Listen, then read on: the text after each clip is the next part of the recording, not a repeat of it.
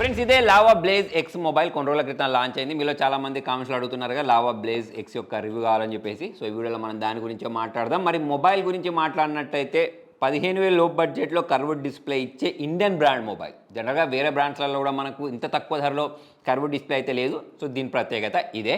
So మరి ఇంతకుముందు కూడా వీళ్ళు లావా అగ్ని 2 అని చెప్పేసి కొన్ని మొబైల్స్ తీసుకొచ్చారు చూసారా, దానిలో కూడా ఇదే ట్రై చేశారు. అప్పుడు కూడా బాగా క్లిక్ అయ్యారు. మరి ఈ మొబైల్ ఎక్కడ స్టార్ట్ చేస్తారనే దాని గురించి మాట్లాడదాం. మరి మొబైల్ యొక్క డిజైన్ గురించి మాట్లాడినట్టయితే మాత్రం మీకు ఒక 20,000 30,000 మొబైల్ వాడతారు చూసారా, సో అటువంటి లుక్ అయితే వస్తుంది, అంటే అటువంటి ఫీలింగ్ అయితే వస్తుంది. దానికి రీజన్ ఏంటి అంటే ఈ కర్వ్డ్ డిస్ప్లే ప్లస్ వీళ్ళు వెనకాల యూస్ చేసిన కెమెరా మాడ్యూల్ అయినా కానివ్వండి, ఫ్రంట్ నుంచి వీళ్ళు చూపించిన డిస్ప్లే అయినా కానివ్వండి, బెజిల్స్ అనేవి చాలా తక్కువ ఉన్నాయి కదా, దాని కారణంగా అటువంటి ఫీలింగ్ వస్తుంది దూరం నుంచి చూస్తే. దగ్గర నుంచి చేతిలో పట్టుకొని మొబైల్ని చూస్తే మాత్రం ఇక్కడ బ్యాక్ సైడ్ వీళ్ళు ప్లాస్టిక్ బిల్ని అయితే యూస్ చేయడం జరిగింది, అదే పాలికార్బెట్ని అయితే యూస్ చేయడం జరిగింది. ముందు వైపు నుంచి సెంటర్ పాయింట్ డిస్ప్లే ఉంది, 800 నిట్స్ బ్రైట్నెస్ ఉంటుంది. సో మరి 6.67 ఇంచెస్ సంబంధించిన స్క్రీన్, 120 హెర్ట్జ్ రిఫ్రెష్ రేట్ ఉంటుంది. సో ఇవన్నీ డిస్ప్లే గురించి.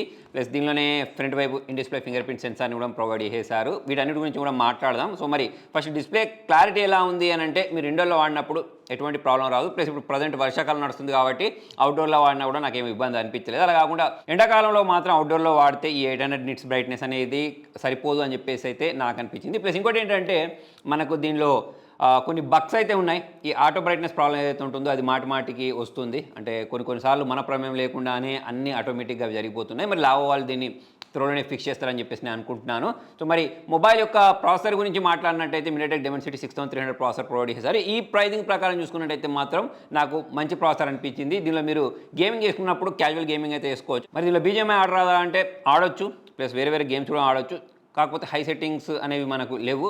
ప్లస్ గేమ్ ఆడేటప్పుడు చిన్నగా మనకు లాగ్స్ అనిపిస్తాయి, కానీ పర్లేదు, బాగానే మేనేజ్ చేస్తుంది. అంతేకాకుండా ర్యామ్ మేనేజ్మెంట్ మల్టీ టాస్కింగ్ కోసం ఎటువంటి ప్రాబ్లం అయితే రాదు. So next in display finger print sensor గురించి మాట్లాడినట్టయితే in display finger print sensor 15 లోపు బడ్జెట్లో కూడా మంచి విషయం. కాకపోతే కొంచెం డిలే ఉంది, దీన్ని మనం నెగ్లెక్ట్ చేయొచ్చు, ఎందుకంటే 15,000 లో బడ్జెట్లో వీళ్ళు ఇవన్నీ ప్రొవైడ్ చేస్తున్నారు కాబట్టి.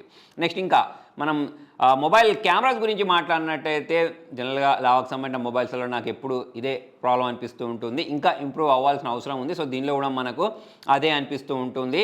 ఎస్పెషల్లీ HDRలో ప్రాబ్లం అనిపించింది. నెక్స్ట్ ఎడ్జ్ డిటెక్షన్లో కూడా కొంచెం ప్రాబ్లం అనిపించింది. మరి సాఫ్ట్వేర్ అప్డేట్స్ తోటి మెల్లిమెల్లిగా దీన్ని ఫిక్స్ చేస్తారు కావచ్చు. ప్లస్ స్క్రీన్ ఏదైతే ఉంటుందో దాన్ని కొంచెం ఎక్కువగా వైట్ చేసేస్తుంది.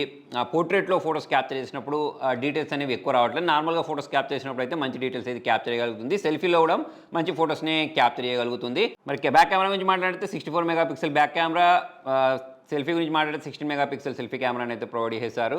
పర్లేదు, బాగానే ఫొటోస్ని మనం క్యాప్చర్ చేసుకోవచ్చు. వీడియో విషయానికి వచ్చినట్టయితే మాత్రం మీకు హైయర్ సెట్టింగ్స్లో స్టెబిలైజేషన్స్ అయితే ప్రొవైడ్ చేయలేదు. ఫ్రంట్లో అయినా కానివ్వండి, బ్యాక్లో అయినా కానివ్వండి. ఇక్కడ మీరు కొన్ని శాంపుల్స్ని అయితే చూడండి. కెమెరా తర్వాత మనము ర్యామ్ వేరియంట్స్ గురించి మాట్లాడితే దీనిలో మనకు 4GB ర్యామ్ వేరియంట్ నుంచి దొరుకుతుంది, 15,000 దొరుకుతుంది. 6GB ర్యామ్ది మనకు 60,000 దొరుకుతుంది, కానీ ఆఫర్లో అదే 15,000 దొరుకుతుంది. ఇక నన్ను అడిగితే మీరు 4GBని స్కిప్ చేసి డైరెక్ట్ 6GBని కొనుక్కోండి. UFS 2.2 స్టోరేజ్ తోటి అయితే వస్తుంది.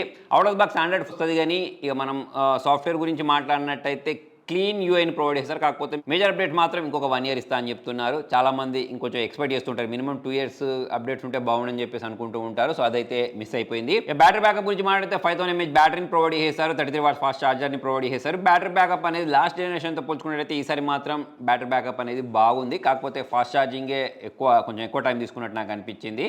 మీరు కంటెంట్ చూసేటప్పుడు మాత్రం ఎటువంటి ప్రాబ్లం ఉండదు.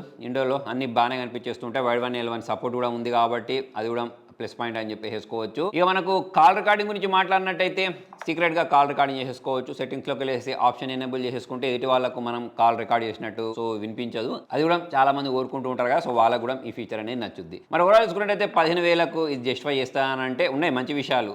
ఫర్ ఎగ్జాంపుల్ కర్వ్డ్ డిస్ప్లే, మీకు కర్వ్డ్ డిస్ప్లే ఫోనే 15 లో బడ్జెట్లో కావాలంటే కొనుక్కోవచ్చు. యూఐ అనేది క్లీన్ యూఐ కావాలి అంటే కొనుక్కోవచ్చు. నేను ఇంతకుముందు చెప్పినట్టు కాల్ రికార్డింగ్ కోసం కొనుక్కోవచ్చు, బ్యాటరీ బ్యాకప్ కోసం కొనుక్కోవచ్చు. పర్ఫార్మెన్స్ గురించి మాట్లాడినట్టయితే పర్ఫార్మెన్స్ కోసం కొనుక్కోవచ్చు. మరి దేనికోసం కొనుక్కోవద్దు అంటే కెమెరాస్ అనేవి మనకు అంత బాగున్నట్టయితే నాకు అనిపించలేదు. నెక్స్ట్ సాఫ్ట్వేర్ అప్డేట్ కూడా ఇంకొక 1 year పాటిస్తే బాగుండని చెప్పేసి నాకు అనిపించింది. అయితే మంచి విషయాల్లో ఇది కూడా చేర్చుకోండి. మీ మొబైల్ అనేది పాడైపోతే వీళ్ళు హోమ్ డెలివరీ అంటే ఇంటికి వచ్చి తీసుకెళ్ళి మరి మొబైల్ రిపేర్ చేసి ఇస్తారు. మొబైల్ అమ్మడమే కాకుండా దీన్ని రిపేర్ చేసి ఇచ్చే బాధ్యత కూడా వాళ్ళే తీసుకున్నారు కాబట్టి దాన్ని మెచ్చుకోవచ్చు. ప్లస్ ఇంకోటి ఏంటంటే ఇది మన ఇండియన్ బ్రాండ్, మరి ఆ విధంగా కూడా మనం దీన్ని ఎంకరేజ్ చేయొచ్చు. కూడా చూసుకున్నట్టయితే 15,000 కాదు, కానీ ఇంకొంచెం తక్కువ ధరలో దొరికినప్పుడు అయితే మనం దీన్ని కొనుక్కోవచ్చు. ప్రజెంట్ అయితే 6GB ర్యామ్ వేరియంట్ నాకు వర్త్ఫుల్ అనిపించింది. మరి మొత్తానికి ఇది ఫ్రెండ్స్ ఇవాళ వీడియోలో. మరి మీకు నా ఈ రివ్యూ ఎలా అనిపించింది కింద కామెంట్లో రండి. వీడియో నచ్చినట్లయితే లైక్ చేయండి, షేర్ చేయండి. Thank you.